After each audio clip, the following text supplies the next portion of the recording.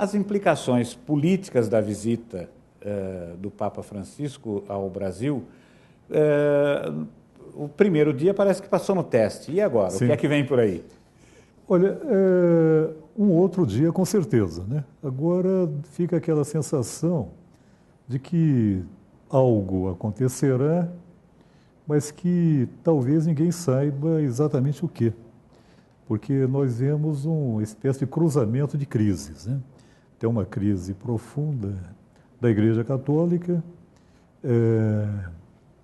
o Papa Francisco parece que se dispõe a encarar essa crise de frente, e vem ao Brasil, onde a Igreja Católica passa também por uma crise muito grande, e existe, no mínimo, um mal-estar político muito grande no Brasil.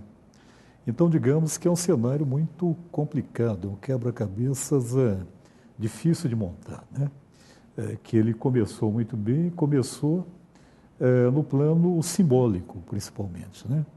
Mas resta saber o que se prepara de efetivo com a vinda dele aqui. Ontem a gente percebeu muito claramente no primeiro dia, na recepção, o envolvimento, por exemplo, da própria presidente Dilma, né? E a gente percebia ali, até pela linguagem labial ali, que no momento em que eles subiam ali, no momento que estavam caminhando juntos, ela falou pelo menos 3 vezes: eu preciso muito do senhor, eu preciso muito do senhor, eu preciso muito do senhor. Repetiu essa frase em várias ocasiões e ele manteve um sorriso, aquela coisa toda. O que é de que maneira, o que significa isso, por exemplo, do ponto de vista político? O que é que a Igreja Católica pode fazer, ela própria sofrendo um esvaziamento rápido, intenso aqui dentro do Brasil, principalmente entre os jovens? A gente sabe, hoje, por exemplo, saíram alguns números mostrando que 21 milhões de jovens se dizem católicos, mas apenas 600 mil são, também nessa mesma pesquisa, apenas 600 mil, ou seja, em relação a 21 milhões, um número insignificante, se dizem praticantes, não é? Sim. Quer dizer, então, de que maneira isso pode ser? Essa equação fecha? É difícil, né? Ela é muito difícil. O que aparece mais facilmente é um certo carisma do Papa, mas a quantidade de questões que separam a Igreja Católica oficial da juventude é muito grande em relação a costumes, a valores, a questão do aborto, a questão do casamento, da união de pessoas do mesmo gênero, homoafetivos. Você tem uma quantidade imensa de questões do vivido da juventude, né? E às quais a Igreja tem se mostrado muito insensível.